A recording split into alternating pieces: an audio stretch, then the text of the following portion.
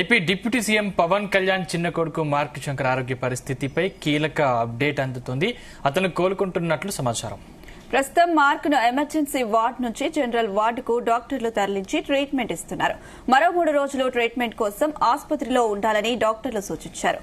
ఊపిరితిత్తుల్లో పొగ పోవడంతో తలెత్తే ఇబ్బందుల విషయమై ఈ 3 రోజుల పలు రకాల వైద్య పరీక్షలు నిర్వహించనున్నారని తెలుస్తుంది.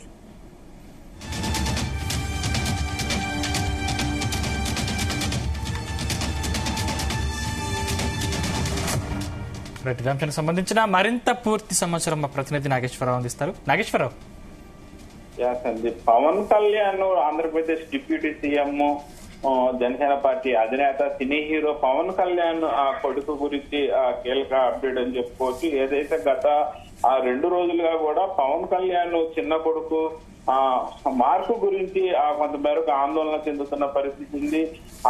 వాళ్ళ స్కూల్లో ఏదైతే అగ్ని ప్రమాదం చోటు చేసుకుందో, అగ్ని ప్రమాదం చోటు చేసుకున్న సమయంలో మార్కుకి కొంత మేరకు గాయాలైన పరిస్థితి ఉంది. అయితే ఈ గాయాల నుంచి ఆయన కొంత మేరకు కోలుకుంటున్నట్టు తెలుస్తా ఉంది. ముఖ్యంగా జనసేన పార్టీ అధినేత పవన్ కళ్యాణ్ రాత్రి సింగపూర్ వెళ్లారు. సింగపూర్ లో తన చిన్న కొడుకు గాయాలైన ఆసుపత్రికి చేరుకుని ఆసుపత్రిలో డాక్టర్లతో మాట్లాడిన పరిస్థితి అయితే నెలకొంది. ఈ నేపథ్యంలోనే డాక్టర్లు కీలకంగా ఏదైతే అగ్ని ప్రమాదం జరిగిన సమయంలో వచ్చిన పొగ పిల్లోడు ఎక్కువగా పీల్చుకోవటం వల్ల ఆ చిన్నారి ఊపిరితిత్తుల్లోకి ఆ పొగ చేరినట్లు చెప్తున్నారు. దీనివల్ల ఆయనకి కొంత మేరకు ఇబ్బంది జరగడంతో హాస్పిటల్లో ఐసీయూలో పెట్టిన పరిస్థితి అయితే ఉంది.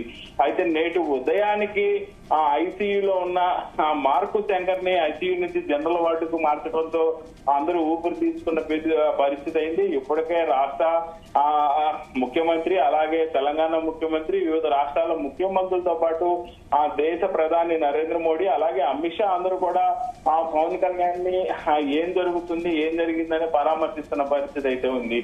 ముఖ్యంగా మార్కు శంకర్ ని ఐసీయూలో పెట్టడంతో ఒకసారిగా కొంత మేరకు ఉత్కంఠ వాతావరణం నెలకొంది. ఆ మార్కు పరిస్థితి ఏందని, అలాగే ఏదైతే కీలకంగా అగ్ని ప్రమాదం జరిగిన సమయంలో ఆ విద్యార్థులు మొత్తాన్ని కూడా ఓ కిటికీ లో నుంచి స్థానికులందరూ కూడా కలిసి బయటకు తీయటం, అలాగే కొంత మేరకు విద్యార్థులకి తొక్కేసలాట జరగటంతో ఒకరి మీద ఒకరు పడటంతో మార్కుకి కొంత చేతికి కాళ్ళకి గాయాలవటం, అలాగే పొగ ఎక్కువ పీల్చడం వల్ల ఆ పొగ మొత్తం కూడా ఊపిరితిత్తుల్లోకి వెళ్ళటం, మొత్తంగా కొంత మేరకు ఉత్కంఠ పరిస్థితి నుంచి అయితే తెర తీసిందని చెప్పుకోవచ్చు. మార్కుని ఐసీయూ నుంచి జనరల్ వార్డుకు మార్చడంతో కీలకంగా ఏదైతే ఉత్కంఠంగా సాగుతున్న మార్కు శంకర్ యొక్క పరిస్థితి మాత్రం జనరల్ వార్డుకు తరలించడంతో కొంత మేరకు అందరూ ఊపిరి పీల్చుకున్న పరిస్థితి అయితే ఉంది. ఇప్పటికే దాదాపుగా తెల్లవారుజాము నుంచి కూడా ఆంధ్రప్రదేశ్ లోని వివిధ దేవాలయాల్లో జన సైనికులు, జనసేన పార్టీకి సంబంధించిన నాయకులందరూ కూడా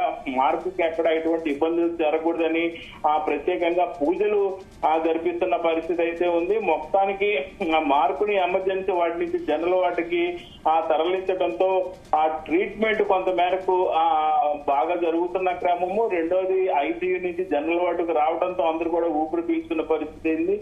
కొద్దిసేపటి క్రితమే బెంగళూరుకి కూడా చేరుకొని ఉన్నట్లు, అలాగే అక్కడ ఏదైతే భారత విదేశాంగ మంత్రి కూడా అక్కడికి చేరుకొని అక్కడ ఎక్కడ కూడా ఎటువంటి ఇబ్బందులు తలెత్తకుండా భారతదేశం నుంచి వచ్చే ప్రతి ఒక్కరు కూడా అక్కడ విఐపి ట్రీట్మెంట్ గానీ, వాళ్ళకి సకల వసతులు గానీ ఏర్పాటు చేయాలని నరేంద్ర మోడీ చెప్పడంతో విదేశాంగ శాఖ కార్యాలయం నుంచి కూడా సింగపూర్ విదేశాంగ కార్యాలయానికి చేరుకుంది. అక్కడి నుంచి ఆయన ఆంధ్రప్రదేశ్ నుంచి గానీ, భారతదేశం నుంచి గానీ పవన్ కళ్యాణ్ కొడుకుని పరామర్శించడానికి వచ్చే వాళ్ళందరూ కూడా ప్రత్యేక ఏర్పాట్లు చేసిన పరిస్థితి అయితే ఉంది.